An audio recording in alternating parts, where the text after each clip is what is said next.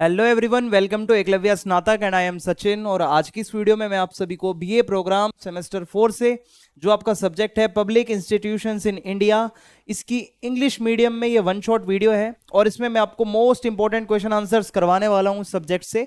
Hindi medium में already uploaded है और आपको फ्री पीडीएफ नोट्स भी प्रोवाइड करवा दिए जाएंगे। तो चलिए वीडियो को स्टार्ट करते हैं। आप सभी से रिक्वेस्ट है कि आप मुझे इंस्टाग्राम पे ज़रूर फॉलो करें। अगर आपकी कोई भी क्वेरी है तो आप मुझे मैसेज कर सकते हैं। और अगर आपको पीडीएफ नोट्स डाउनलोड करने हैं तो आप टेलीग्राम चैनल को ज्वाइन कर सकते हैं, जिसका यूज़र नेम है एकलव्य स्नातक 1। तो ये हमारा टेलीग्राम चैनल है जहाँ पे आपको time to time free PDF notes मिलते रहेंगे। तो सबसे पहला टॉपिक है इलेक्शन कमीशन। देखिए, ये जो आपका सब्जेक्ट है ना, इसमें बहुत सारी यूनिट्स होंगी, लेकिन मैं आपको सारी यूनिट्स नहीं कराऊंगा। यहाँ पे मैं आपको उतना ही कराऊंगा जितना आपके एग्जाम में आने की प्रोबेबिलिटी है और जितने से आप आराम से पास हो जाओगे, ठीक है, अच्छे मार्क्स के साथ। तो सबसे पहला टॉपिक है हमारा इलेक्शन कमीशन।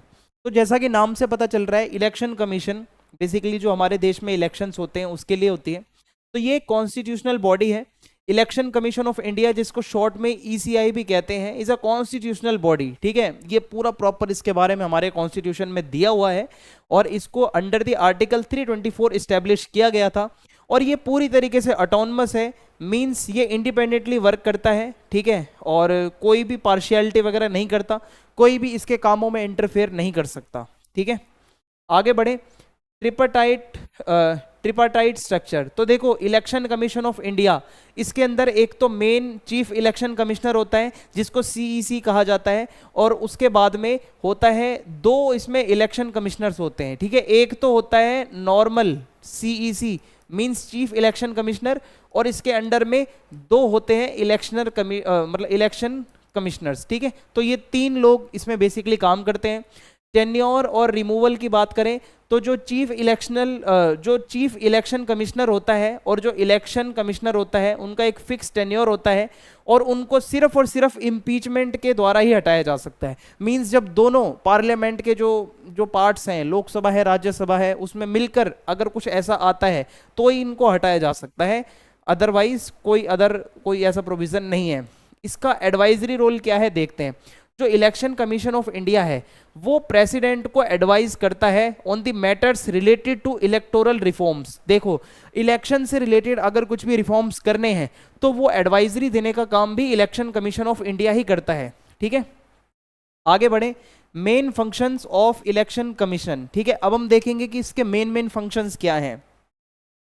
तो देखिए, इलेक्टोरल रोल्स। तो देखो, इलेक्शन कमीशन ऑफ इंडिया जो है वो रिस्पॉन्सिबल होता है for the preparing and updating the electoral rolls. यानी कि इलेक्शन से जस्ट पहले आपको इलेक्टोरल रोल्स मिलते हैं, जो कि एक वोटर लिस्ट होती है जिसमें आपकी सारी डिटेल्स लिखी होती हैं। जो भी एलिजिबल वोटर्स होते हैं उनकी जो जितनी भी डिटेल्स होती है वो इलेक्टोरल रोल्स में ही लिखी होती है, तो वो यही बनाता है। इसके अलावा है कंडक्टिंग इलेक्शंस। तो हमारे देश के अंदर जो इलेक्शंस होते हैं वो election commission of India he conduct करता है, चाहे वो लोकसभा के इलेक्शंस हो, राज्यसभा के इलेक्शंस हो, या स्टेट असेंबलीज के इलेक्शन हो, या फिर लेजिस्लेटिव काउंसिल्स के इलेक्शंस हो। आगे बढ़ते हैं।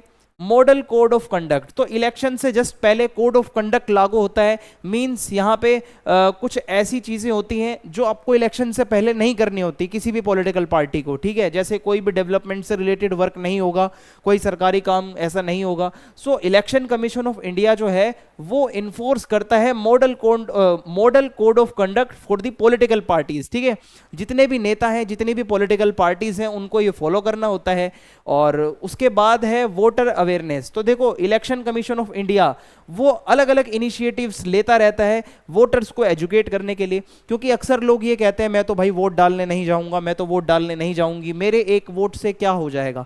लेकिन ऐसा नहीं होता। अगर आप देखोगे तो एक एक वोट इंपॉर्टेंट होता है, तो आपको अपने वोट की कीमत समझनी चाहिए, और यही अवेयरनेस फैलाने का काम इलेक्शन कमीशन ऑफ इंडिया करता है। देन है मॉनिटरिंग ऑफ इलेक्शन एक्सपेंडिचर। अब इलेक्शन के ऊपर जितना भी खर्चा आता है उसको मॉनिटर करने का काम भी इलेक्शन कमीशन ऑफ इंडिया का ही होता है, ताकि मनी पावर का यूज ज्यादा ना हो इलेक्शंस के ऊपर। ठीक है, एक लिमिटेड अमाउंट होता है जिसके अंदर आपको अपना सारा इलेक्शन से रिलेटेड जो भी है वो करना होता है। लेकिन अगर कैंपेनिंग वगैरह जो भी करनी है आपको एक लिमिटेड अमाउंट में करनी होती है, आप मनी का मिसयूज करोगे, मनी पावर का, तो फिर ये इलेक्शन कमीशन ऑफ इंडिया पहचान जाता है। डिस्प्यूट रेजोल्यूशन, तो देखो जो इलेक्शन कमीशन ऑफ इंडिया है वो जितने भी इलेक्शन से रिलेटेड जो मुद्दे होते हैं, डिस्प्यूट्स होते हैं, including petitions challenging election results. बहुत बारी क्या होता है, मान लो किसी जगह पे इलेक्शन हुए, वहां का रिजल्ट आया, तो बहुत लोग चैलेंज कर देते हैं कि वहां तो ईवीएम में हेरफेर हुई थी, ये इलेक्शंस तो सही से नहीं हुए थे। तो ऐसे में अगर कोई ऐसा डिस्प्यूट होता है तो उसको भी रिजॉल्व करने का काम इसी का ही है। इलेक्शन ऑब्जर्वर्स, तो जो इलेक्शन कमीशन ऑफ इंडिया है वो इलेक्शन ऑब्जर्वर्स को डिप्लॉय करता है देखने के लिए, मॉनिटर करने के लिए कि जो इलेक्टोरल प्रोसेस है, जो चुनाव की प्रक्रिया है वो सही से हो रही है या नहीं हो रही, गाइडलाइंस के अकॉर्डिंग है या नहीं है। Then electronic voting machines, means जो ईवीएम होती है, इलेक्ट्रॉनिक वोटिंग मशीन आप सभी ने देखी होगी, जिसके ऊपर सभी पार्टी के जो वो चिन्ह होते हैं या जो साइन होते हैं वो, और उनका नाम, कैंडिडेट का फोटो, ये सब लिखा होता है। सो इलेक्शन कमीशन ऑफ इंडिया जो है यही रिस्पॉन्सिबल होता है मेंटेनेंस के लिए। ईवीएम की जितनी भी मेंटेनेंस होती है वो इलेक्शन कमीशन ऑफ इंडिया ही उसको देखता है। देन उसके बाद आता है इलेक्टोरल रिफॉर्म्स, तो election commission of India electoral reforms अगर कुछ करने हैं, मान लो पहले क्या होता था कि हमारे देश में ईवीएम नहीं थी, ठीक है, पहले बॉक्स होता था, बॉक्स के अंदर मतलब अपना पर्चा डाल दिया, या एक टाइम पे ऐसा भी था मोहर लगेगी, मींस वो पेपर के ऊपर मोहर लगा के वो डाल दी। तो बहुत अलग अलग तरीके होते थे वोटिंग के, लेकिन धीरे धीरे ईवीएम मशीन्स आई। सो ये ईवीएम का आना इलेक्टोरल रिफॉर्म्स ही कहलाएगा। तो ऐसे अगर कोई भी रिफॉर्म्स होते हैं तो वो इलेक्शन कमीशन ऑफ इंडिया ही बताता है। देन है मॉनिटरिंग ऑफ पॉलिटिकल पार्टीज, तो जितनी भी पॉलिटिकल पार्टीज होती हैं वो अपना काम सही से कर रहे हैं या नहीं कर रहे, गाइडलाइंस और लॉज को फॉलो कर रहे हैं या नहीं, इसको भी इलेक्शन कमीशन ऑफ इंडिया ही देखता है। देन हमारा जो नेक्स्ट टॉपिक है वो है नीति आयोग, ठीक है, NITI Aayog which was formerly known as planning commission। so NITI Aayog के बारे में जानते हैं, काफी इंपॉर्टेंट टॉपिक है। so नीति आयोग जिसकी फुल फॉर्म है national institution for transforming India which was established in place of planning commission। तो पहले प्लानिंग कमीशन होता था हमारा, उसको रिप्लेस करके नीति आयोग आया और इसको 1 जनवरी 2015 को बनाया गया था। इसका मेन एम है प्रोमोटिंग कोऑपरेटिव फेडरलिज्म, मींस जितने भी स्टेट्स हैं वो सेंट्रल गवर्नमेंट के साथ मिलकर काम करें, फेडरलिज्म प्रमोट हो ज़्यादा से ज़्यादा, और जो इकोनॉमिक पॉलिसीज़ हैं जितनी भी इंडिया की बननी है वो बनाने में मदद हो। सो नीति आयोग क्या करता है, seeks to provide strategic and technical advice. तो ये क्या करता है, स्ट्रेटेजी बनाने में मदद करता है गवर्नमेंट को, कैसे टेक्निकल कुछ एडवाइस देनी है सेंट्रल गवर्नमेंट्स को, स्टेट गवर्नमेंट्स को, वो करता है। अब हम मेन फंक्शंस की बात करें अगर नीति आयोग के, तो आइए देखते हैं इसमें क्या आता है। तो policy making is the primarily task. NITI Aayog responsible है पॉलिसीज चाहे लॉन्ग टर्म की हो चाहे शॉर्ट टर्म की हो। एक तो होती है ऐसी पॉलिसी जो हम लंबे समय तक बनाते हैं, मींस जो हमारे देश में काफ़ी टाइम तक वर्क करेगी। कुछ होती हैं शॉर्ट टर्म पॉलिसीज जो हमें बहुत थोड़े समय के लिए बनानी होती हैं। सो दोनों तरीके की पॉलिसी को फॉर्मुलेट करने में नीति आयोग का रोल सबसे ज़्यादा होता है। देन कोऑपरेटिव फेडरलिज्म, देखो फेडरलिज्म का मतलब समझो सबसे पहले क्या होता है। एक अगर सेंट्रल गवर्नमेंट है तो यहाँ पे मान लो ये पावर है, पावर जो है वो सेंट्रल गवर्नमेंट, ठीक है, और स्टेट गवर्नमेंट्स जब ऐसे डिवाइड हो जाती है तो कहीं ना कहीं ये फेडरलिज्म यहाँ पे आ जाता है। तो दोनों जो स्टेट और सेंट्रल लेवल की गवर्नमेंट्स होती हैं उनको इन्वॉल्व करके देश को आगे बढ़ाने के लिए डिसीजन मेकिंग प्रोसेस में ये शामिल होता है जो नीति आयोग है। स्टेट्स को इनकरेज करता है कि भाई इनिशिएटिव्स लो इकोनॉमिक प्लानिंग और डेवलपमेंट से रिलेटेड। सो ये सारी चीज़ें नीति आयोग की हैं। आगे बढ़ें अगर, तो रिसर्च का काम भी करता है भाई। नीति आयोग जो है लगातार रिसर्च कंडक्ट करता है, एनालिसिस करता है डेवलपमेंटल इश्यूज़ के ऊपर, अपनी रिपोर्ट्स को पब्लिश करता है, अपनी जो स्टडीज़ होती हैं वो पब्लिश करता है, पॉलिसी पेपर्स होते हैं, ठीक है। इससे क्या है, मदद मिलती है गवर्नमेंट को। जितनी ज़्यादा ये रिसर्च करता है प्लानिंग कमीशन उतना ज़्यादा फ़ायदा गवर्नमेंट को होता है कि हाँ भाई इन चीज़ों पर रिसर्च करी है। मॉनिटरिंग एंड इवेल्युएशन, तो नीति आयोग मॉनिटर करता है। मान लो सरकार द्वारा कोई भी, गवर्नमेंट ने अगर कोई भी प्लान कोई बनाया, कोई स्कीम चलाई, सो उसको मॉनिटर करेगा नीति आयोग कि क्या वो स्कीम्स के जो ऑब्जेक्टिव्स थे वो फुलफिल हुए, वो स्कीम्स और प्रोग्राम्स सही से उतने इफेक्टिव रहे या नहीं रहे। तो ये मॉनिटरिंग का काम भी नीति आयोग का ही होता है। देन इनिशिएटिव्स एंड प्रोग्राम्स, तो देखो नीति आयोग जो है बहुत सारे प्रोग्राम्स को लॉन्च करता है, इनिशिएटिव्स को लॉन्च करता है ताकि इंडिया की ग्रोथ हो सके। इसमें है अटल इनोवेशन मिशन, ठीक है, sustainable development goals, India index and aspirational districts programme. ये तो दो तीन है, ऐसे कई सैकड़ों प्रोग्राम्स और इनिशिएटिव्स हैं जो नीति आयोग लगातार चलाता है, जिससे कि ज़्यादा से ज़्यादा हमारे इंडिया का डेवलपमेंट हो सके। कोलैबोरेशन विद इंटरनेशनल ऑर्गेनाइजेशंस, अब हमारा नीति आयोग जो है वो ग्लोबल लेवल पर भी कंधे से कंधा मिलाकर चलता है इंटरनेशनल ऑर्गेनाइजेशंस के साथ में, चाहे वो यूएनओ हो या यूएनओ की अलग अलग एजेंसीज हो। इससे क्या होता है कि जो बड़े इंटरनेशनल लेवल के एक्सपर्ट्स होते हैं वो अपनी नॉलेज को एक्सचेंज करते हैं, ठीक है, हमें थोड़ी बातें उनकी पता चलती हैं, थोड़ी हम अपनी बताते हैं, तो नए नए आइडियाज़ आते हैं। इन्हीं आइडियाज़ से हम अपनी पॉलिसीज़ बनाते हैं इंडिया को आगे ले जाने के लिए। इसके अलावा वर्कशॉप्स भी ऑर्गेनाइज करता है नीति आयोग, ट्रेनिंग देता है अपने जो मतलब गवर्नमेंट ऑफिशियल्स हैं उनको। इसके अलावा जो पॉलिसी मेकर्स होते हैं, जो बाकी के स्टेक होल्डर्स होते हैं, उन सभी के लिए टाइम टू टाइम जो है वर्कशॉप वगैरह ऑर्गेनाइज करता है नीति आयोग, ताकि उनकी स्किल्स इनहेंस हो, उनकी कैपेबिलिटीज़ जो है वो भी इनहेंस हो। सो अगर मैं आपको इसका स्ट्रक्चर बताऊं, ये बहुत ज़्यादा इंपॉर्टेंट है। तो देखिए, नीति आयोग में प्राइम मिनिस्टर जो है वो चेयरपर्सन होता है, ठीक है, और वाइस पर्सन जो है प्रेजेंटली आपको बता रहा हूँ 2024 में, इसके बाद अगर कुछ चेंजेस आते हैं तो वो मैं कह नहीं सकता। वाइस पर्सन फिलहाल सुमन बेरी हैं। एक्स ऑफिशियो मेंबर्स में अमित शाह, राजनाथ सिंह, निर्मला सीतारमन, अर्जुन मुंडा। स्पेशल इनवाइटीज की बात करें तो नितिन गडकरी, पीयूष गोयल, वीरेंद्र कुमार, अश्विनी वैष्णव और राव इंद्रजीत सिंह। और फुल टाइम मेंबर्स की बात करें तो वीके सारस्वत जो कि फॉर्मर डीआरडीओ के चीफ भी थे, रमेश चंद जो कि एग्रीकल्चर एक्सपर्ट हैं, वीके पॉल जो कि पब्लिक हेल्थ एक्सपर्ट हैं, ठीक है। और इसके अलावा मैं अगर आपको बताऊं, अरविंद विरमानी जो कि इकोनॉमिस्ट हैं। चीफ एग्जीक्यूटिव ऑफिसर भी होता है जिसको सीओ कहा जाता है, तो वो है फिलहाल BVR सुब्रमण्यम।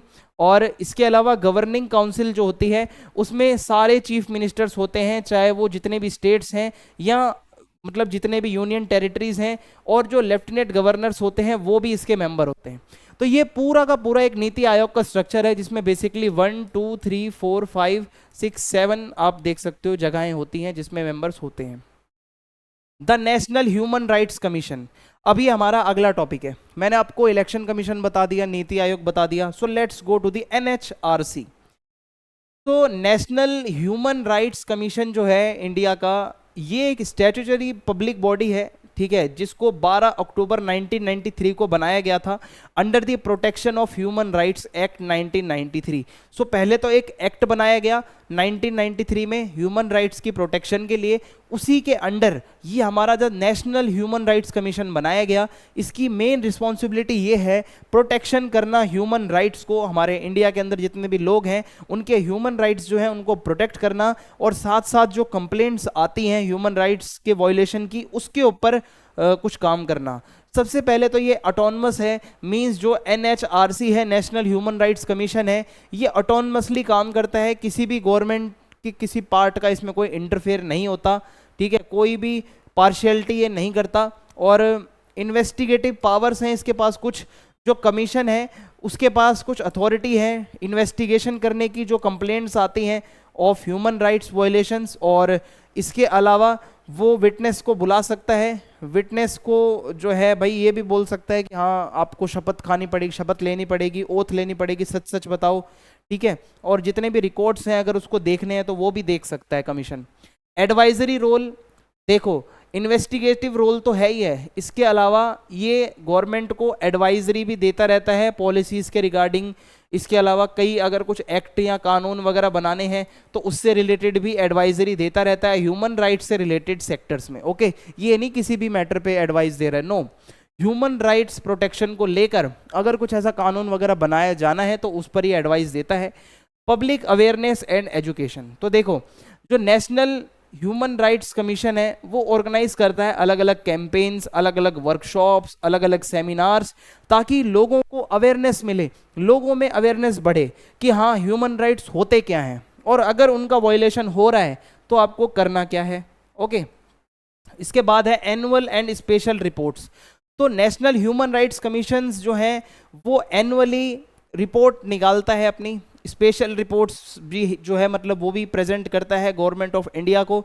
एंड पार्लियामेंट में भी रिपोर्ट आती है और गवर्नमेंट ऑफ इंडिया के पास भी उसकी कॉपी जाती है, जिसमें हमारे देश के अंदर ह्यूमन राइट्स की क्या सिचुएशन है वो सब इसके अंदर वो बताता है। टाइम टू टाइम हर साल ये रिपोर्ट्स आती हैं और जिससे हमें पता चलता है हमारे देश में ह्यूमन राइट्स के क्या हालात हैं।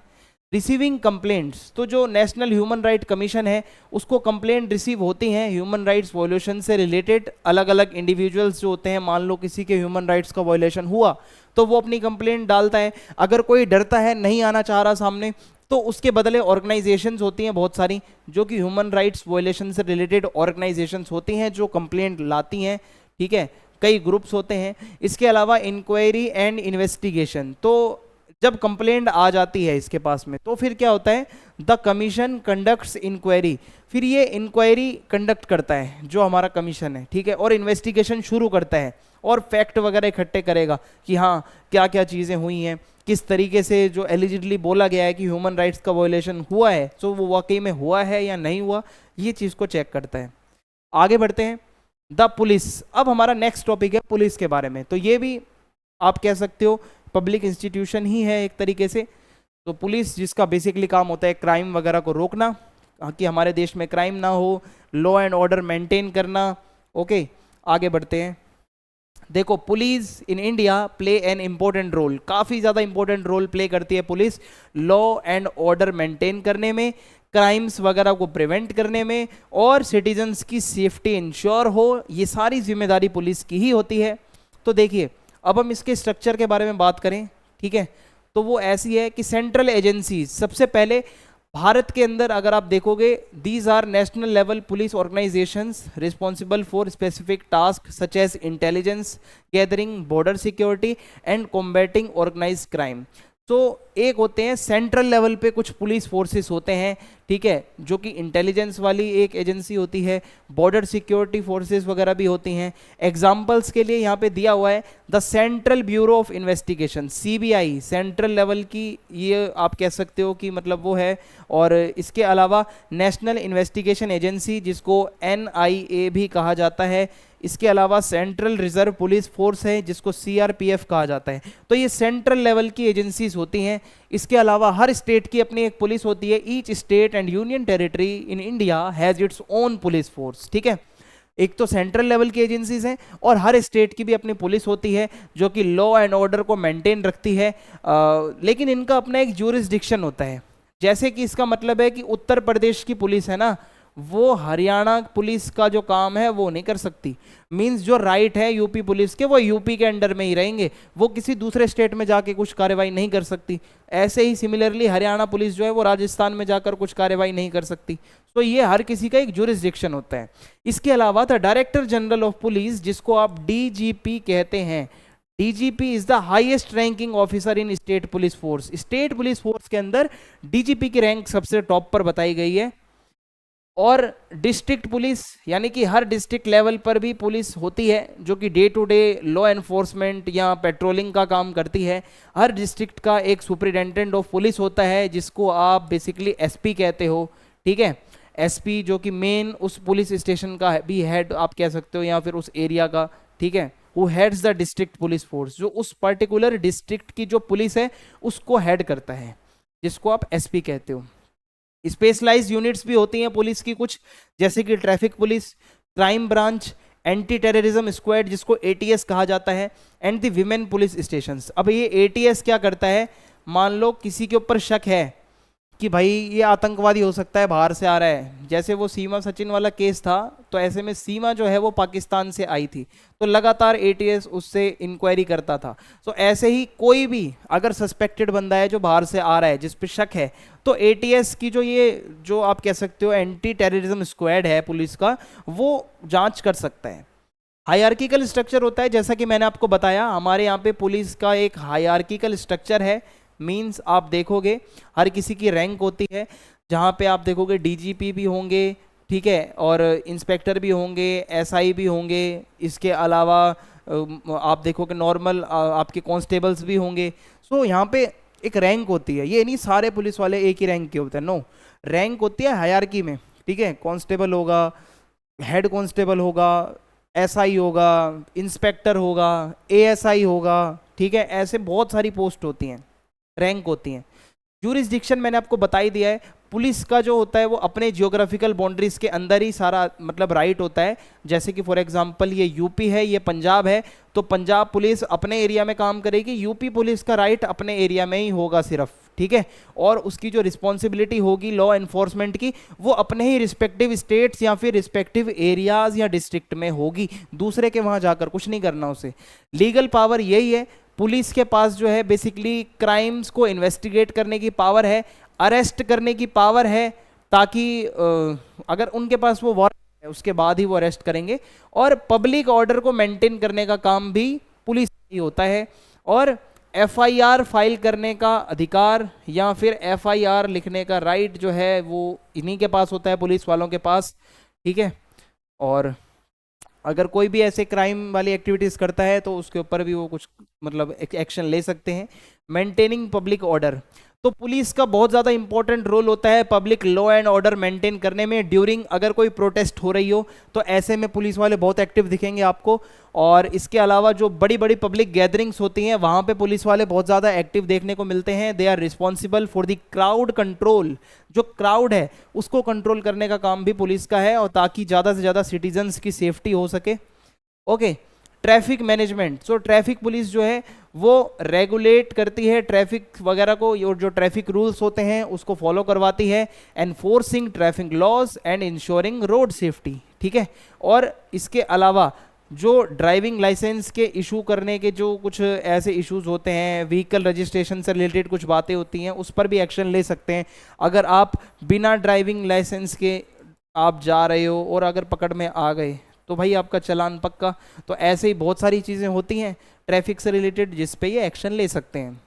लॉ एनफोर्समेंट, ये सबसे बड़ा काम है पुलिस का। प्राइमरी रोल यही होता है कि जो लॉज हैं, जो कानून बनाए गए हैं, उनका इन्फोर्समेंट करना, क्राइम को प्रिवेंट करना, क्रिमिनल्स को पकड़ना और पेट्रोलिंग करना। मीन्स उस पर्टिकुलर एरिया में चक्कर लगाना, घूमना। पीसीआर की गाड़ी होती है और जिस पे बाइक्स वगैरह भी होती हैं, ठीक है। इमरजेंसी अगर कोई आती है तो उस पर एक्शन लेना, ये सारा पुलिस का वर्क है। नेक्स्ट हमारा टॉपिक है रिजर्व बैंक ऑफ इंडिया, ठीक है। रिजर्व बैंक ऑफ इंडिया सबसे बड़ा बैंक, सभी बैंक को यही कंट्रोल करता है इंडिया में। तो रिजर्व बैंक ऑफ इंडिया एक सेंट्रल बैंकिंग इंस्टीट्यूशन है इंडिया का, जो कि रिस्पॉन्सिबल है हमारे देश की मॉनेटरी पॉलिसी को, जो मॉनेटरी पॉलिसीज होती हैं उसको रेगुलेट करने में। और जो हमारी करेंसी है इंडियन रुपीस INR, उसको पूरी तरीके से मैनेज हमारा रिजर्व बैंक ऑफ इंडिया ही करता है। तो देखो रोल क्या है, रोल ऑफ सेंट्रल बैंक। तो देखो RBI जो होता है वो एक सेंट्रल बैंक की तरह काम करता है, और वो रिस्पॉन्सिबल होता है for the maintaining monetary stability, ठीक है। हमारे देश में स्टेबिलिटी रहनी चाहिए, और इंश्योरिंग फाइनेंशियल स्टेबिलिटी, हमारा देश फाइनेंशियली स्टेबल रहे।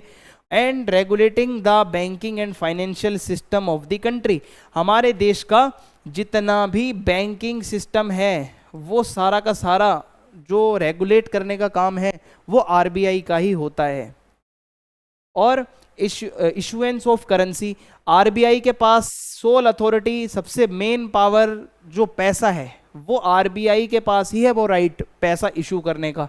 जो करेंसी नोट्स हैं या जो सिक्के हैं इंडिया के अंदर जो चलते हैं हमारे भारतीय रुपया, वो RBI ही जारी करता है। It is responsible for ensuring an adequate supply of currency, यानी कि जो करेंसी है उसकी सप्लाई कभी भी कम नहीं होनी चाहिए, यानी कि जो पैसों की सप्लाई है वो अच्छी बनी रहे। कब नोट कितने छापने हैं, कौन सा नोट कम करना है, वो सब इन्हीं के हाथ में होता है। आप देखोगे ना 2000 रुपए का जो नोट पहले बहुत दिखता था, अब नहीं दिखता आपको मार्केट में, ठीक है। धीरे धीरे ऐसे कई नोट्स होते हैं जो ये उसकी सप्लाई को कम ज़्यादा करने का काम RBI ही करता है।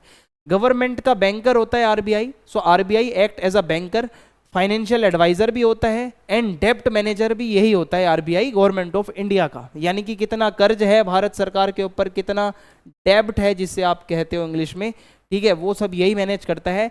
So it manages the banking transactions of the government of India, means Bharat सरकार के जितने भी ट्रांजैक्शंस होते हैं वो सारा RBI ही देखता है। And facilitates the raising of fund, जो फंड रेज वगैरह करना है through the issuance of bond, and manages the national डेब्ट, कितना पैसा कहाँ से आना है, कितना डेब्ट किधर से आना है, ये सारी चीज़ें मैनेज करने का काम भी RBI का ही होता है। रेगुलेटर ऑफ बैंकिंग सिस्टम, तो RBI हमारे देश में जितने भी बैंक होते हैं और जितने भी फाइनेंशियल इंस्टीट्यूशंस होते हैं इंडिया के अंदर, उनकी स्टेबिलिटी को पूरी तरीके से रेगुलेट करता है। इसके अलावा आरबीआई अपने कुछ नॉर्म्स बनाता है, अगर इन नॉर्म्स को आप फॉलो नहीं करोगे तो आपका वो जो भी चीज़ है वो बंद कर दी जाएगी। जैसे पेटीएम का पेमेंट्स बैंक था, वो कुछ टाइम पहले कुछ नॉर्म्स को फॉलो नहीं कर रहा था, तो आरबीआई ने सिंपली पेटीएम पेमेंट्स बैंक को क्लोज कर दिया। अब आगे अगर कुछ ऐसा होता है, सुधार होता है, तो वो शुरू होगा या नहीं होगा वो बात की बात है, but as of now RBI ने एक्शन लिया और उस चीज़ को बंद कर दिया। इसके अलावा इंस्पेक्शन अगर कहीं करना है आरबीआई वो भी कर सकता है, इसके पास पूरी पावर है। कोई बैंक अगर गलत काम कर रहा है, घोटाला कर रहा है, तो वो आरबीआई के पास सारी इंफॉर्मेशन आती है, राइट होता है। फॉरेन एक्सचेंज मैनेजमेंट, तो आरबीआई इंडिया का फॉरेन एक्सचेंज रिजर्व जितना भी है उसको मैनेज करती है, रेगुलेट करती है फॉरेन एक्सचेंज ट्रांजैक्शंस को, ताकि हमारे रुपये की स्टेबिलिटी बनी रहे। और जो हमारा ट्रेड वगैरह होता है, मान लो हमने कुछ बाहर बेचा, हमारे पास डॉलर आया, जितना भी फॉरेन एक्सचेंज आता है हमारे पास, उसको मैनेज करने का काम आरबीआई का ही होता है। कैसे उसको मैनेज करना है, कैसे उसको रखना है। कंज्यूमर प्रोटेक्शन, तो देखो आरबीआई लगातार कंज्यूमर अवेयरनेस, कंज्यूमर प्रोटेक्शन के लिए अलग अलग मतलब तरीके से जो है पब्लिक कंप्लेंट्स जो वगैरह आती हैं उसको पढ़कर लगातार कंज्यूमर्स को अवेयर करता है। RBI works to protect the interest of consumers by ensuring fair and transparent practices by bank. RBI हमेशा ये कहता है भाई सभी बैंकों को कि कंज्यूमर का कोई नुकसान नहीं होना चाहिए, और जितने भी फाइनेंशियल इंस्टीट्यूशंस हैं उनको हमेशा आरबीआई डरा के रखता है कि भाई हाँ, कंज्यूमर्स की प्रोटेक्शन सबसे पहली प्रायोरिटी है, ठीक है। तो कोई कंप्लेंट नहीं आनी चाहिए, ये आरबीआई देखता है। तो इसी के साथ हमारी ये वीडियो यहाँ पे एंड होती है। अगर आपको वीडियो पसंद आई, चैनल को सब्सक्राइब करें, वीडियो को लाइक करें और वीडियो को ज़्यादा से ज़्यादा शेयर करें, और अपना फीडबैक आप कमेंट बॉक्स में लिख सकते हैं। जय हिंद, जय भारत, मिलते हैं नेक्स्ट वीडियो में।